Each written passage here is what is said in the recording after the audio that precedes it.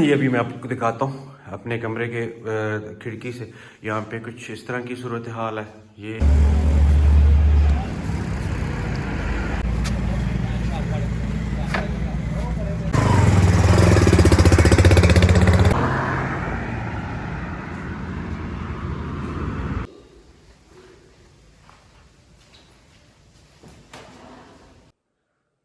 बिस्मिल्लाहिर्रहमानिर्रहीम, अस्सलाम वालेकुम, वेरी वेरी गुड मॉर्निंग। एक नए व्लॉग में खुश आमदीद। अभी टाइम हुए हैं सुबह के 8 बजे हैं और मैं इस वक्त हूँ गुजरावाला में। गुजरावाला में क्यों हूँ, सारी डिटेल बताऊँगा इस व्लॉग में। मैं पिछले सैटरडे को आया था गुजरावाला में, एक काम था। तो जिस दिन मैं घर से निकला था उस दिन शदीद धुंध पड़ रही थी, लेकिन फिर भी काम की नीयत कुछ ऐसी थी कि मुझे आना था। आना क्यों था? एक एडवेंचर भी मैंने किया। एडवेंचर ये किया कि मैं गाड़ी के बजाय मोटरसाइकिल पे आया। आते ही मैं नहीं रिकॉर्ड कर सका क्योंकि मेरी बहुत बुरी हालत थी। धुंध थी और धुंध की वजह से कपड़े सारे गीले हो चुके थे। और मेरे पास चूँकि गोप्रो भी नहीं है, अगर गोप्रो होता तो मैं हेलमेट पे लगा लेता और कैप्चर करता। लेकिन मैंने सोचा आज मैं वापस जा रहा हूँ तो क्यों ना व्लॉग भी रिकॉर्ड करूं और आप लोगों को भी दिखाऊं कि ये एडवेंचर मैंने कैसे ये भी मैं आपको दिखाता हूं अपने कमरे के खिड़की से। यहाँ पे कुछ इस तरह की सूरत हाल है।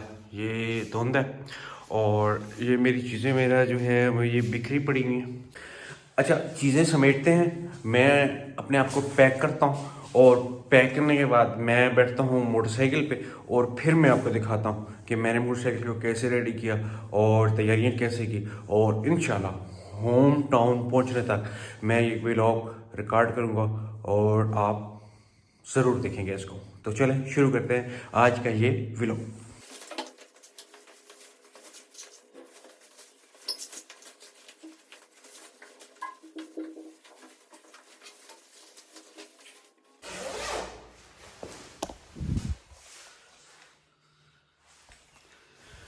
अच्छा, कुछ पैकिंग हो चुकी है और कुछ बाहर जाके करते हैं। ये जो सामान पैक किया इसको लगाते हैं मोटरसाइकिल पे। ये जो कि प्रॉपर टूल नहीं है, पेरेंट्स नहीं है, तो ओखा सोखा लगाते हैं जैसे लेके आए थे। लेके तो जाना ना, तो चलें आपको वो दिखाते हैं अभी।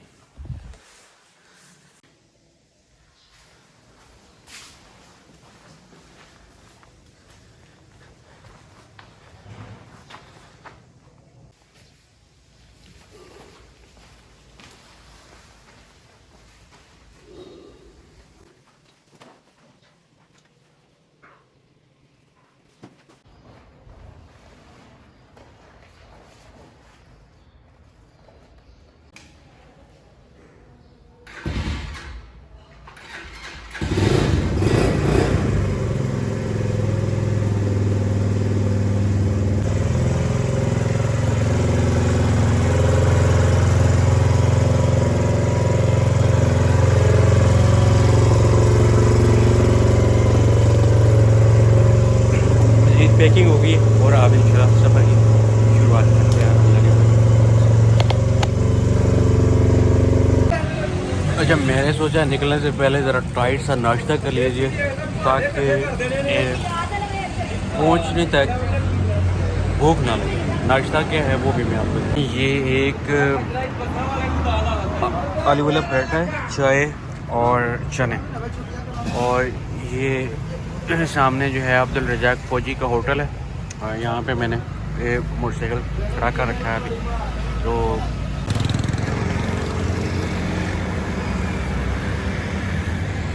अच्छा, तैयारी दोबारा से हो गई है, पैकिंग कर ली है, लेकिन इतनी पैकिंग की ज़रूरत नहीं थी।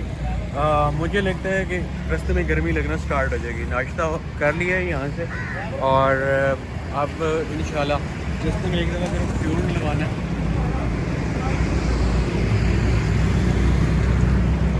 एक दफ़ा थोड़ा सा फ्यूल डलवाना है, टैंक फिल करवाएंगे और ये चल सकता है।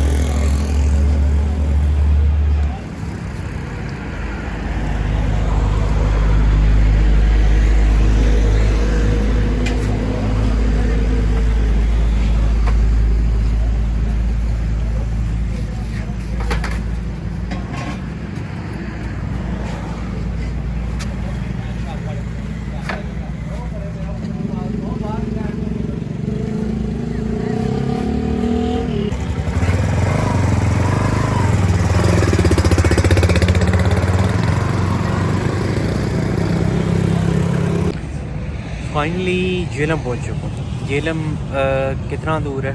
झेलम यहाँ से गुजरावाला से दूर है तकरीबन 100 किलोमीटर। तो अब तकरीबन 150 किलोमीटर सफ़र और रह गया। उसके बाद हमारा इंशाल्लाह ये जो टूर है मुकम्मल हो जाएगा। तो यहाँ पे मैंने रुका हूँ चाय पीने के लिए। यार बाइक पे बहुत सारे लोग जो हैं वो ट्रैवल करने से डरते हैं, लेकिन आजकल जो फ्यूल का हिसाब है तो गाड़ी में ट्रैवल करना बहुत मुश्किल हो चुका है। तो फ्यूल की एक तो बचत है आप जो बाइक पर ट्रैवल करते हैं, और दूसरा मैं समझता हूँ कि एक एडवेंचर है। और हाँ, एक बात है, आपके पास बाइक अगर इकानमी क्लास में आप बाइक लेना चाहते हो तो मैं रेकमेंड करूँगा यामा YBR 125J। ये इकानमी में आता है तो बहुत ही कंफर्टेबल है। मैं अब एक ही गो में जा सकता था यहाँ से 250 किलोमीटर, लेकिन बस मैंने थोड़ा सा, मुझे हेलमेट तंग कर रहा था तो मैंने यहाँ पे एक ब्रेक ले लिया। दूसरी बात आपको ये बताऊँ कि आपको पैकिंग करना, यानी कि आप कपड़े वगैरह जो अपने सर्दी का जब मौसम होता है तो वहाँ पे ज़रा सही पहनना पड़ता है, क्योंकि जब आपको सर्दी लगती है तो आप तंग पड़ते हैं और आप समझते हैं कि बाइक राइड करना मुश्किल है। ऐसा नहीं है। जब आप अपने कपड़े अच्छे तरीके से पहने हो पूरा, पहली बात तो ये है कि आप राइडिंग का पूरा एक किट होता है वो होना चाहिए। अगर वो नहीं भी है तो बाकी जो चीज़ें हैं वो आप ज़रा प्रॉपर तरीके से होनी चाहिए, हेलमेट वगैरह, तो फिर इतनी प्रॉब्लम नहीं होती।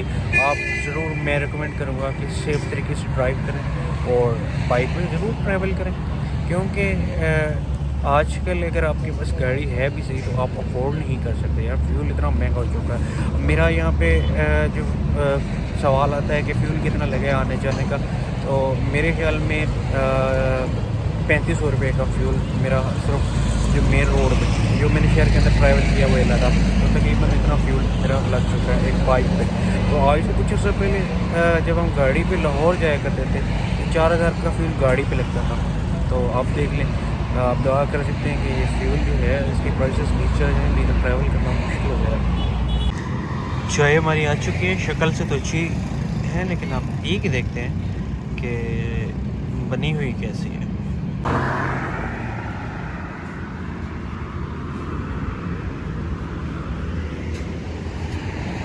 बना भी लिया।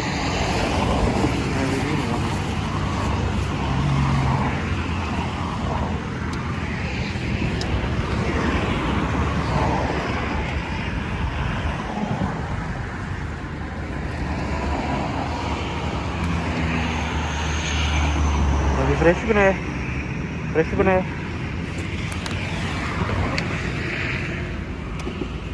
मैं कह रहा हूँ फ्रेश बनाया अभी।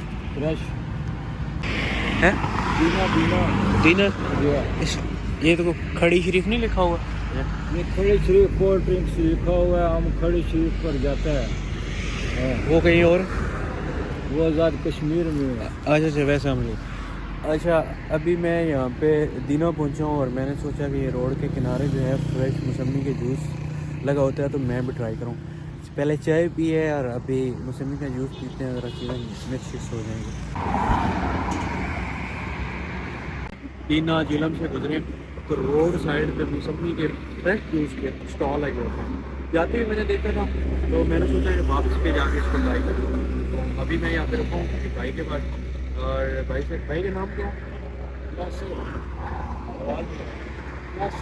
मुझे नहीं बता रहा, हमको बताओ। यासर अच्छा, तो भाई ये जूस जो है कहाँ से मिलता है? अभी भी रहते नहीं तो जंगल होता है। हम दीना से लेकर आता है। अच्छा, ये रिक्शे पे लेके आते हैं, मतलब ये सारा जो आपका सौदा है सुबह मिल जाते हैं और शाम को वापस हो जाते हैं। तो भाई बता रहे हैं कि दीना से आते हैं, इनके पास ये रिक्शा भी है और रिक्शे पे लोग करके आते हैं और यहाँ पे सारा सौदा वहाँ पे या वाई कागज में नहीं बता सकता। ये अंदर जाता है हमारा नज़ारा होगा। भाई इतनी काट दी है तो शाम को जाओ गेट खाली होता है।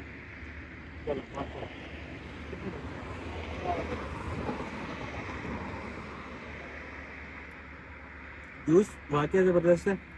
और अगर आपका गुजर हो कभी यहाँ से पिंडी से आप अगर जा रहे हो ये लोग